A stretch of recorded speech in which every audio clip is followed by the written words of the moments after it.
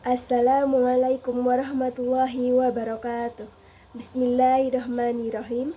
Alhamdulillahirrabbilalamin. Wassalatu wassalamu ala asrafil anbiya'i wa mursalin Nabiyina Muhammadin wa ala alihi wa sahbihi ajma'in.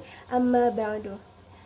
Yang terhormat kepada Bapak Abdul Ghafur SAGMA selaku dosen pengampu mata kuliah Studi Islam dan juga teman-teman yang saya banggakan. Sebelumnya perkenalkan, nama saya Renita Rudiana dari kelas 1D dengan NIM 12511110057. Pada kesempatan kali ini saya akan mereview materi yang berjudul Perspektif Islam dalam Kesetaraan Gender. Gender adalah sesuatu yang mengacu pada karakteristik seseorang termasuk peran, perilaku, ekspresi, identitas yang dibangun secara sosial. Dalam perspektif Islam, semua yang diciptakan Allah Subhanahu wa Ta'ala didasarkan pada kodratnya masing-masing.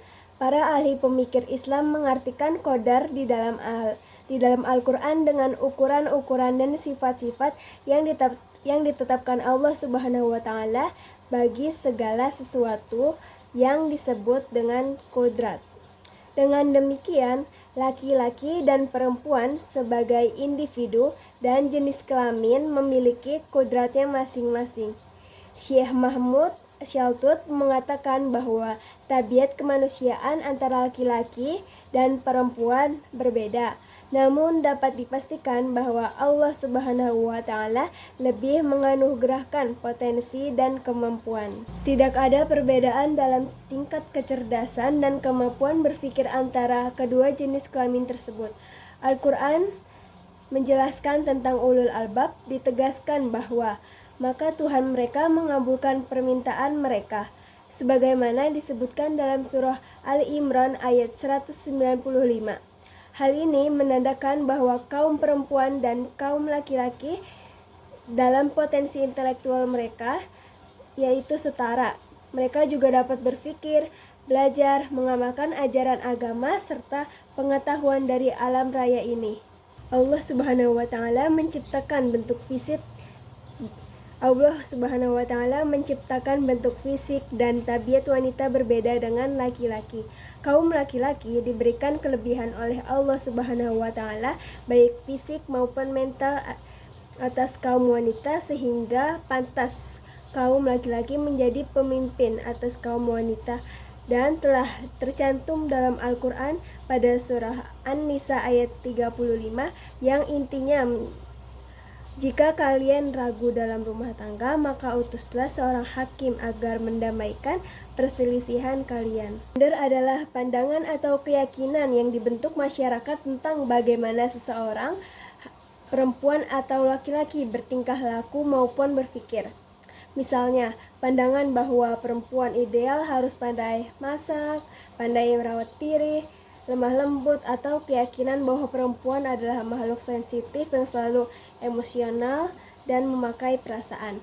Sebaliknya, seorang laki-laki sering dilukiskan berjiwa kepemimpinan, pelindung, kepala rumah tangga, rasional, tegas, dan sebagainya. Dengan singkat, gender secara jenis kelamin sosial yang dibuat masyarakat yang belum tentu benar.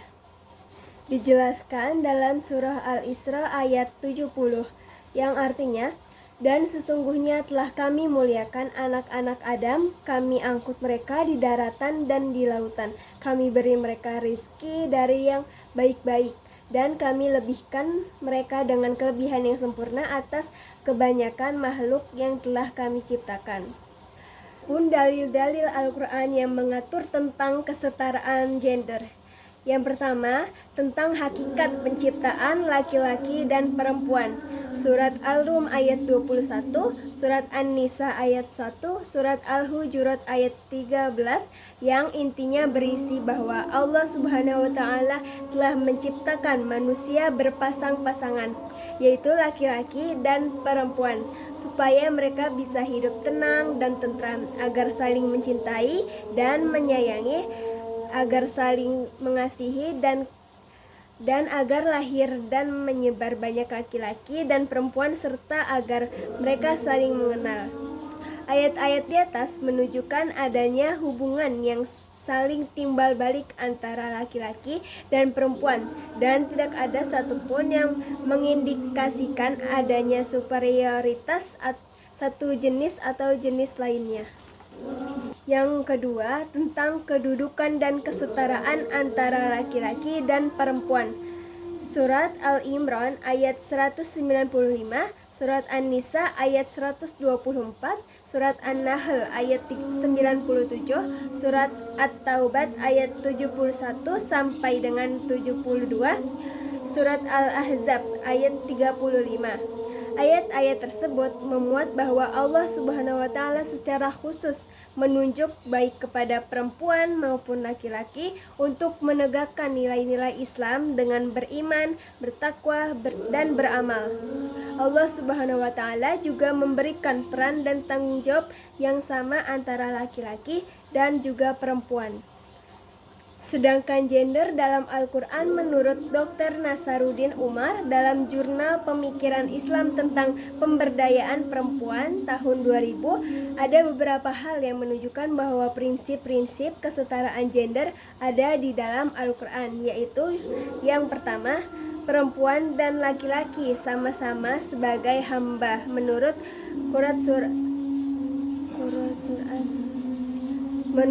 surat Al-Zariyat ayat 56, dalam kapasitas sebagai hamba tidak ada perbedaan antara laki-laki dan juga perempuan. Keduanya mempunyai potensi dan peluang yang sama untuk menjadi hamba ideal dalam Al-Quran. Bisa diistilahkan sebagai orang-orang yang bertakwa, dan untuk mencapai derajat mutakin ini tidak dikenal adanya perbedaan jenis, kelamin, suku bangsa, dan kelompok etnis tertentu, sebagaimana disebutkan dalam surat Al-Hujurat ayat 13. Yang kedua, perempuan dan laki-laki sebagai khalifah di bumi, kapasitas manusia sebagai khalifah di muka bumi ditegaskan dalam surat Al-An'am ayat 165 dan dalam surat Al-Baqarah ayat 30. Dalam kedua ayat tersebut, kata khalifah tidak menunjuk pada salah satu jenis kelamin tertentu, artinya baik perempuan maupun laki-laki mempunyai fungsi yang sama sebagai khalifah yang akan mempertanggungjawabkan tugas-tugas kekhalifahannya di bumi. Yang ketiga, perempuan dan laki-laki sama-sama berpotensi meraih prestasi maksimum, tidak ada perbedaan antara laki-laki dan perempuan. Ditegaskan secara khusus dalam 3 ayat, yaitu surah Al-Imran ayat 195, surat An-Nisa ayat 124, surat Al-Nahl ayat 97. Ketiganya mengisyaratkan konsep kesetaraan gender yang ideal dan memberikan ketegasan bahwa prestasi individual baik dalam bidang spiritual maupun karir profesional tidak mesti didominasi oleh satu jenis kelamin saja. Munculnya ketidakadilan terhadap perempuan dengan dalih agama disebabkan karena adanya implementasi yang salah satu dari ajaran agama tersebut yang disebabkan oleh pengaruh sejarah, lingkungan budaya, dan tradisi yang patriarki di dalam masyarakat, sehingga menimbulkan sikap dan perilaku individual yang secara turun-menurun menentukan status kaum perempuan dan ketimpangan gender tersebut. Hal inilah yang kemudian menimbulkan mitos-mitos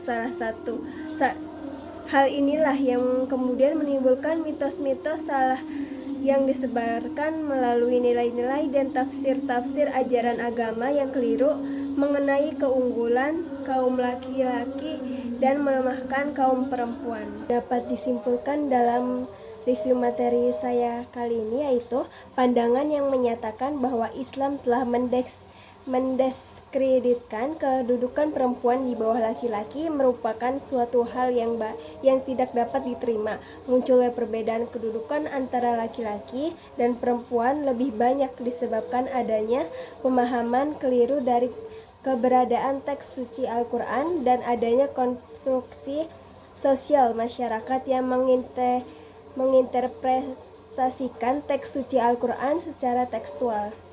Islam melalui Al-Quran tidak mengajarkan diskriminasi antara laki-laki dan perempuan sebagai manusia. Konstruk sosial dan agama mendudukkan perempuan pada tempat semestinya, sama halnya dengan membongkar habis sejarah manusia yang telah berlangsung berabad-abad dan yang digugat tidak hanya sistem sosial yang terdiri dari kaum pria, tetapi juga dari kaum perempuan itu sendiri. Hal mendasar yang menjadi pembeda antara kaum laki-laki dan perempuan menurut Islam adalah terletak pada kualitas iman dan takwanya. Demikian review materi yang dapat saya sampaikan. Kurang lebihnya mohon maaf. Semoga apa yang saya sampaikan kali ini dapat bermanfaat bagi yang menonton. Wassalamualaikum warahmatullahi wabarakatuh.